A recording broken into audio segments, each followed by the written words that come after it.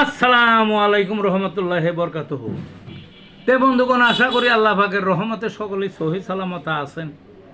তে কবি Gazi Akkas Ali YouTube channel 017140885009 এর পক্ষ থেকে আপনাদের সকলের প্রতি রইল একান্ত আন্তরিক শুভেচ্ছা ও ভালোবাসা। তে বন্ধুগণ, এখন আপনাদের সামনে যে বয়ানটা রাখবার চেষ্টা করব, বয়ানটার নাম হলো শ্বাসযন্ত্রের অসুখে হোমিওপ্যাথিক চিকিৎসা। কিসের? শ্বাসযন্ত্রের অসুখে। শ্বাসযন্ত্র কি?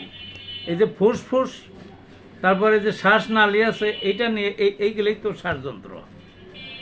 এই শ্বাসযন্ত্রের কী কী রোগ সাধারণত হয়?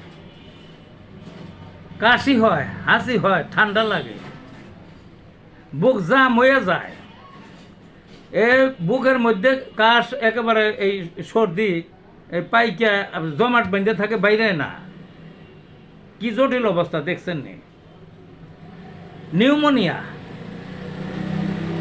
ব্রঙ্কাইটিস,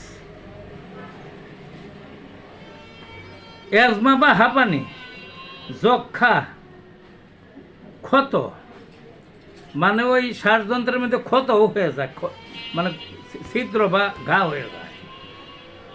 কাশতে কাশতে এমন কাশ, হাই হাই রে কাশ রে, কাশতে কাশতে কাশতে কাশতে পেশাব করে ফেলাই দেয়, এরকম আছে কাশ।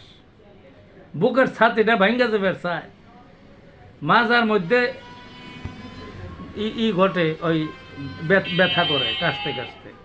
যে যেমন তেমন রোগ হোক, এই শ্বাসযন্ত্রকে কেন্দ্র করে আরও বিভিন্ন সমস্যা হতে পারে। হোমিওপ্যাথিকে খুব ভালো ভালো চিকিৎসা আছে, খুব ভালো ভালো চিকিৎসা। কিছু ওষুধের নাম পরিচয় করিয়ে দিই।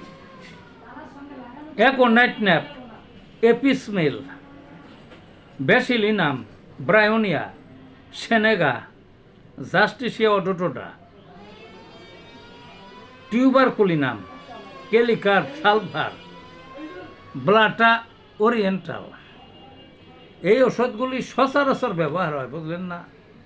তে লক্ষণ বুঝা এই দুইটা, একটা ওষুধ দুইটার বেশি নেয়, একসঙ্গে ব্যবহার করলে কাশের রোগ থাকে না। শিওর আমার অনেক রোগী আছে, নেয় তো।